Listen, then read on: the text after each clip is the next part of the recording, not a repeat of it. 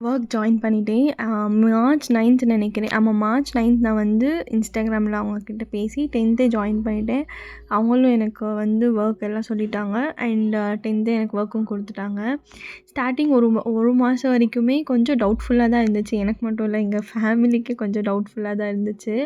இது உண்மையா இல்லையா அப்படின்னு. யாருமே எனக்கு அவ்வளோ சப்போர்ட் பண்ணல. வீட்டில் வந்து இது பொய்யா இருக்கும், உன்னை ஏமாத்திருவாங்க அப்படின்னு தான் சொன்னாங்க.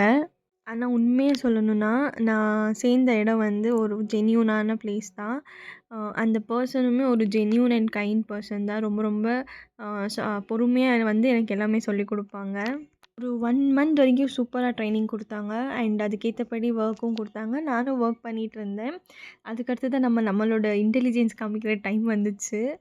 நான் பண்ற ஒர்க்குக்கு வந்து கிரியேட்டிவிட்டி தான் முக்கியம்.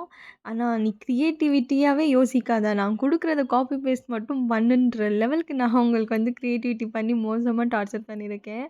அது வந்து என்ன ஸ்டோரின்னு சொல்லிட்டு நான் அடுத்த வீடியோல கண்டிப்பா சொல்றேன். மறக்காம பாருங்க.